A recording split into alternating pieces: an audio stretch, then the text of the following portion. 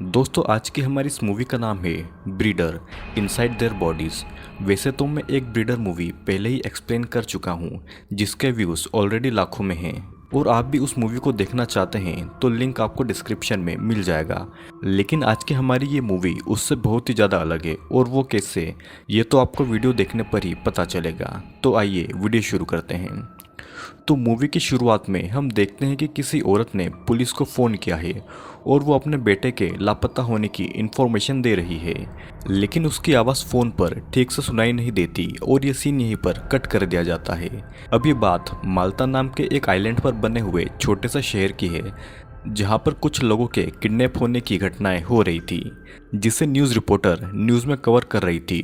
और वो ये कहती है कि पिछले कुछ महीनों से लोग लापता हो रहे हैं लेकिन माल्टा की पुलिस कुछ भी पता नहीं लगा पा रही है। अभी न्यूज़ वाले के सीन के पैरेलल में एक और सीन चल रहा था जिसमें एक आदमी अपने घर में कुछ कीड़ों पर एक्सपेरिमेंट्स कर रहा था। वो उन पर, उनके खाने की हैबिट और रहन सहन पर रिसर्च कर रहा था। और फिर ये आदमी एक दूसरे रूम में एंटर करता है जहाँ पर कुछ लोग बंधे हुए थे। उनके शरीर पर घाव थे और वो घाव पूरी तरह से खुले हुए थे और ये कीड़े इन्हीं जिंदा लोगों के घावों में पल रहे थे। ये सीन यहीं पर कट होता है और नेक्स्ट सीन में सेंड्रा नाम की एक प्राइवेट डिटेक्टिव प्रेग्नेंट थी और वो अपनी मैटरनिटी लीव लेकर घर पर आराम कर रही थी।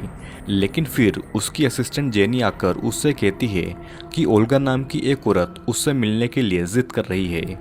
ओल्गा वही औरत थी जिसने मूवी की स्टार्टिंग में पुलिस को फ़ोन लगाया था, लेकिन पुलिस से उसे कोई भी मदद नहीं मिली।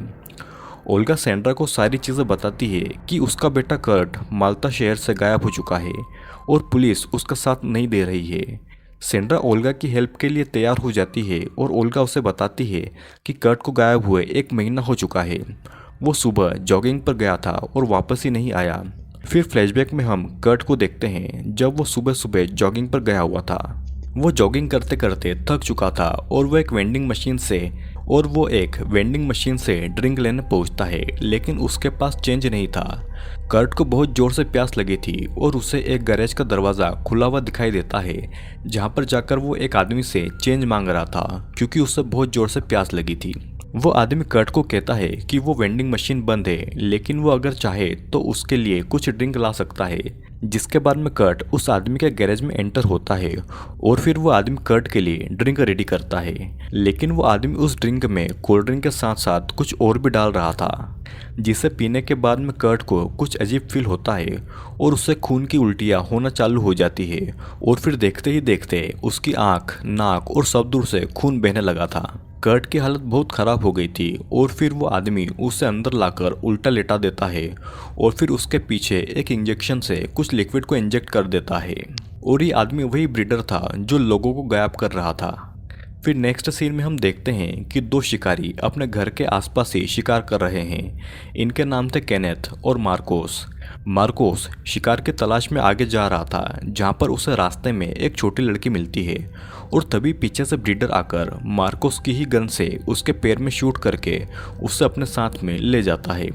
मतलब कि शिकारी ही अब शिकार हो गया था। यहाँ पर सेंड्रा कर्ट के केस को सॉल्व करने के लिए रिसर्च कर रही थी कि कर्ट से पहले यहाँ कितने लोग गायब हुए हैं। उसे पता लगता है कि गायब होने वालों में ज़्यादातर लोग टूरिस्ट थे जो माल्टा घूमने के लिए आए हुए थे। कुछ की बॉडीज़ कभी नहीं मिली और जिनकी बॉडीज़ मिली थी उनके शरीर पर बड़े बड़े घाव थे जिनमें कीड़े पाए गए थे। और जांच में पता चलता है कि ये कीड़े उसकी बॉडी में पहले डाले गए थे, जबकि ये कीड़े किसी जीव या इंसानों के मरने के बाद में पड़ते हैं। जेनी को इन कीड़ों के बारे में पता था और कीड़ों की स्टडीज़ को एंटेमोलॉजी कहते हैं। जेनी सेंड्रा को कहती है कि मांस में पलने वाले कीड़ों को नेक्रोफेगस लार्वा कहा जाता है, जो कि मक्खियों के लार्वा होते हैं, लेकिन लोगों की बॉडीज़ में मिलने वाले ये लार्वा किसी और कीड़े के थे। जेनी ये कहती है कि ये लार्वा इंसान की बॉडी में जल्दी बढ़ते हैं और ये भी हो सकता है कि कोई व्यक्ति जानबूझकर इन लार्वा की ब्रीडिंग करवा रहा हो, क्योंकि ये लार्वा बहुत सारे पेट्स का खाना बनाने के काम में आते हैं और इंटरनेशनल मार्केट में इनकी कीमत बहुत ज़्यादा है। लेकिन कोई व्यक्ति सिर्फ इन लार्वा को बेचने के लिए क्यों किसी इंसान की जान लेगा। जेनी को बस ये शक था कि ऐसा भी हो सकता है, लेकिन सेंड्रा उसका मजाक उड़ाती है और वो इस केस को ज़्यादा सीरियसली नहीं ले रही थी। जिससे कि जेनी खुद ही इन्वेस्टिगेशन करने निकल जाती है। जेनी को लगता है कि अगर उसके कीड़े वाली थ्योरी सही है तो ज़रूर किसी पेट शॉप वाले के यहाँ पर वो कीड़ों का ब्रीडर गया होगा उन कीड़ों को बेचने के लिए। फिर ये सीन कट होता है और शिफ्ट होकर ब्रीडर के यहाँ पर आता है, जहाँ पर ब्रीडर की बेटी अपनी डॉल से खेल रही थी और उसके पिता यानी कि ब्रीडर लोगों के शरीर में कीड़ों की ब्रीडिंग करवा रहा था। और जिस आदमी के पेट में कीड़ों की ब्रीडिंग हो रही थी उसका नाम था कर्ट। ब्रीडर के जाने के बाद में उसकी बेटी कर्ट के पास में आकर उसके मुंह पर पॉलीबैग को लपेट देती है और फिर वो उसके चेहरे पर चाकू से मार मार कर कर्ट का खेल खत्म कर देती है और इन कीड़ों को उठाकर देखती है, जो कि बहुत ही ज़्यादा डिस्टर्बिंग सीन था। इधर शिकारी मार्कोस को होश आता है तो वह देखता है कि वो एक रूम में कैद है जहाँ पर एक और आदमी मौजूद है। ब्रीडर आकर मार्कोस को एक गिलास में कोई ड्रिंक पिलाकर जाता है, जिसके बाद में मार्कोस को अपने सिर में बहुत दर्द महसूस हो रहा था। ये सीन यहीं पर कट होता है और हम ये देखते हैं कि एक टूरिस्ट कपल माल्टा आइलैंड पर घूमने आए हैं और जंगल में एंजॉय कर रहे हैं। लेकिन जब वे जंगल से वापस लौटते हैं तो उनकी साइकिल वहाँ पर मौजूद नहीं थी जिससे कि वो यहाँ पर आए थे। और फिर साइकिल के टायर के निशान का पीछा करते करते वो लोकल पुलिस को कॉल करके साइकिल घूमने की इन्फॉर्मेशन देते हैं। वो टायरों के पीछे पीछे एक घर तक पहुंचते हैं जहां पर सडनली उस लड़की को एक बड़ा सा इंसेक्ट दिखाई देता है, जिससे कि वो डर जाती है और उसका मोबाइल उसके हाथ से ज़मीन पर गिरकर टूट जाता है। फिर टायर का पीछा करते करते एक घर में पहुंचते हैं जहां उनकी साइकिल खड़ी हुई थी और ये घर था उसी शिकारी केनेथ का। वो उनसे कहता है कि उनकी साइकिल रास्ते के बीचों बीच में खड़ी थी और इसीलिए वो उसे उठाकर यहाँ पर ले आया, क्योंकि माल्टा आइलैंड पर अक्सर चोरियां हुआ करती है। जिसके बाद में ये टूरिस्ट कपल अपनी साइकिल को लेकर जा ही रहे थे कि तभी केनेथ उन्हें ड्रिंक ऑफर करता है और अपने घर के अंदर ले आता है, जो कि एक बहुत ही ज़्यादा छोटा रूम था। केनेथ उन्हें बियर ऑफर करता है और अपने कजिन भाई के बारे में पूछता है कि उन्होंने उसे कहीं पर देखा है, क्योंकि वो गायब है। तभी उन्हें बाहर से किसी की आवाज़ें आती है और वो जाकर देखते हैं तो उन्हें पता चलता है कि उनकी साइकिल गायब हो गई है। केनेथ उन्हें कहता है कि वो जाकर चोर को पकड़ता है, तब तक वो उसके घर में उसका इंतज़ार करे। और फिर इधर हम देखते हैं कि ब्रीडर एक मास्क पहने हुए हैं और वो उस कपल की ड्रिंक में कुछ डालकर वहाँ से चला जाता है, जिसकी किसी को भी खबर नहीं होती। जब ये कपल वापस रूम में आते हैं तो यहाँ पर कोई नहीं था। ये दोनों अपनी बियर ख़त्म करते हैं और फिर ये लड़का सोचता है कि यहाँ पर कोई नहीं है और मौके का फ़ायदा उठाया जाए। वो अपनी गर्लफ्रेंड के साथ में इंटीमेट होता है और तभी उस लड़की को खून की उल्टियाँ होने लगती है और उस लड़के के भी आँख, नाक और सभी दूर से खून बहने लगा था। वे बेहोश होकर जमीन पर गिर जाते हैं और तभी वहाँ पर ब्रीडर भी आता है उन्हें अपने साथ ले जाने के लिए। नेक्स्ट सीन में मार्कोस सलाखों के पीछे था, वो भी दर्द में था और खून की उल्टियाँ कर रहा था। उसके साथ वाला आदमी बिल्कुल ठीक था और तभी वहाँ पर ब्रीडर की बेटी आती है मार्कोस को देखने के लिए। तभी सलाखों में कैद वो आदमी ब्रीडर की बेटी को पकड़कर मार्कोस से उसका हेयर पिन निकालने को कहता है ताकि वो वहाँ का लॉक खोल सके। और इधर वो ब्रीडर भी पहुँचने ही वाला था उन टूरिस्टों को लेकर। मार्कोस जैसे तैसे उठता है और उस बच्ची का हेयरपिन निकालता है और लॉक को खोलकर वह उस बच्ची को ही अंदर बंद कर देते हैं। मार्कोस की हालत बहुत ज़्यादा खराब थी, लेकिन वो जैसे तैसे उस आदमी के साथ बाहर आकर अपने फ़ोन ढूंढते हैं और फिर मार्कोस अपने वॉकी टॉकी पर केनेथ को मैसेज देता है और ब्रीडर के घर की लोकेशन बताता है। केनेथ ब्रीडर के पास में ही था और वो तुरंत मार्कोस को बचाने के लिए निकलता है। मार्कोस और वो आदमी वहाँ से भाग ही रहे थे और तभी वो रास्ते में ये देखते हैं कि यहाँ पर कई सारी लाशें पड़ी है जिन पर ये कीड़े पल रहे हैं और इनमें से कुछ लोग तो अभी भी जिंदा है। वो दोनों जैसे तैसे भागकर बाहर निकलते हैं और केनेथ भी उनके पास पहुंच चुका था, लेकिन तभी पीछे से ब्रीडर भी आ गया था। वो सबसे पहले केनेथ को अपनी गन से उड़ाता है और फिर वो मार्कोस के मुंह में अपनी बंदूक को डालकर उसकी खोपड़ी के चिथड़ चिथड़ कर देता है। फिर अब दूसरा आदमी भी यहाँ से बचकर निकलने वाला था और इन द एंड ब्रीडर उसे पकड़ ही लेता है।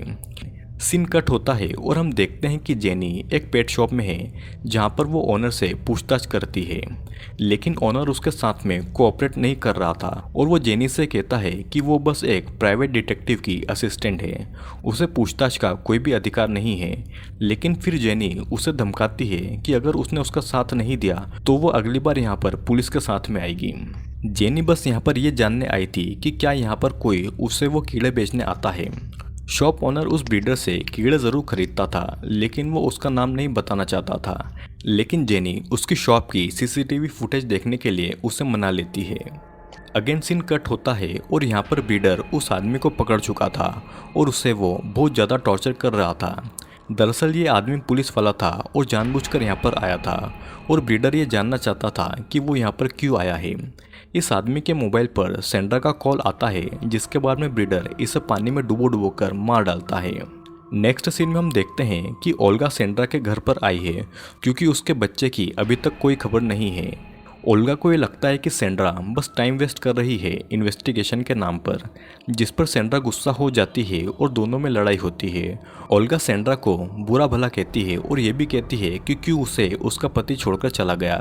और तभी जेनी आकर सब कुछ संभालती है और बताती है कि वो इन्वेस्टिगेशन कर रही है। जिस पुलिस वाले को ब्रीडर ने किडनैप किया था वो पर सेंड्रा का हस्बैंड था और वो भी ब्रीडर की जांच पड़ताल करते समय उसके चंगुल में आ गया। और तभी अचानक होता यह है कि सेंड्रा ओल्गा को वोडका पिलाती है जिसमें जहर था, जिससे कि ओल्गा वहीं पर मर जाती है। और फिर सेंड्रा जेनी को भी बोतल से उसके सिर पर मारकर उसे घायल कर देती है। फिर सीन कट होता है और ये ब्रीडर उस पेट शॉप के ओनर को भी उठा लेता है, क्योंकि उसने जेनी की मदद की थी। जेनी को जब होश आता है तो वे देखती है कि वो ब्रीडर के यहाँ पर कैद है और उसके साथ में वो पेट ऑनर भी है। जिसके बाद में ब्रीडर शॉप ऑनर के पास में आता है और उसे उठाकर ले जाता है उसके ऊपर ब्रीडिंग करवाने के लिए। और फिर हम देखते हैं कि पीछे से सेंड्रा आती है, जिसे देखकर सभी शॉक हो जाते हैं। और फिर यहाँ पर एक बहुत ही ज़्यादा गहरा राज खुलता है। सेंड्रा और ब्रीडर का अफेयर चल रहा था और उसके हस्बैंड को इसके बारे में पता लग गया था और इसीलिए वो उससे छोड़कर चला गया। और जो बच्चा सेंड्रा के पेट में था वो ब्रीडर का ही था। जिसके बाद में सेंड्रा शॉप ओनर के पास में आती है और उसकी गर्दन में चाकू घुसाकर उसे मार डालती है। और फिर वो उसे काटते काटते ब्रीडर से कहती है कि वो न जाने कब से उसे बचाती हुई आ रही है, लेकिन ब्रीडर बस अपने फ़ायदे के लिए लोगों को मारे जा रहा था। सेंड्रा और ब्रीडर अपनी बातों में लगे हुए थे और हम देखते हैं कि यहाँ पर ब्रीडर की बेटी जेनी को आज़ाद कर देती है, क्योंकि ब्रीडर सेंड्रा को भी वो इंजेक्शन लगाने आ रहा था जिनमें इन कीड़ों के लार्वा होते थे। फिर ब्रीडर जब जेनी के रूम में पहुंचता है तो वह देखता है कि जेनी वहाँ पर नहीं है और वो जैसे ही पलटता है तो जेनी उसके सिर पर बोतल फोड़कर उसे ही लॉकअप में डालकर वहाँ से भाग निकलती है। यहाँ पर सेंड्रा परेशान बैठी थी, क्योंकि उसका पति भी मर गया था और उसका बॉयफ्रेंड भी अब नहीं बचने वाला था। और तभी जेनी यहाँ पर पहुँच जाती है सेंड्रा के पास में उसे सज़ा देने के लिए। सेंड्रा उससे कहती है कि वो फंसी हुई थी और अगर वो चाहे तो उसे छोड़ने के बदले उसे बहुत ज़्यादा पैसे देगी। लेकिन जेनी उसकी बातें नहीं सुनती और वो ब्रीडर की बेटी के साथ में मिलकर उसे वहीं पर उसी चेयर से बांध देती है। और फिर ब्रीडर की बेटी सेंड्रा के पेट में वही इंजेक्शन लगा देती है जिसमें कि वो कीड़ों के लार्वा होते थे। जिसके बाद में ये दोनों यहाँ से चले जाते हैं और एक सीन में हम ये देखते हैं कि ब्रीडर के पास में लॉक की चाबी थी और वो उस लॉक को खोल लेता है। फिर नेक्स्ट सीन में हम ये देखते हैं कि एक न्यूज़ शो पर जेनी का इंटरव्यू चल रहा है। वो बताती है कि ब्रीडर ने अपनी बच्ची को ही किडनैप कर रखा था और वो अब चाइल्ड केयर में है। उन लोगों को ब्रीडर के गैरेज से कई सारी लाशें मिली, लेकिन वो ब्रीडर और सेंड्रा दोनों को नहीं खोज पाए। मूवी के लास्ट वाले सीन में हम ये देखते हैं कि ब्रीडर सेंड्रा के साथ जेनी वाली न्यूज़ को देख रहा है और वो बस कुछ लोगों को काट भी रहा है, जिसके साथ में ये मूवी यहीं पर एंड हो जाती है। तो दोस्तों ये मूवी एक ऐसे ब्रीडर पर है जो कुछ कीड़ों की ब्रीडिंग करता है इंसानों के ऊपर।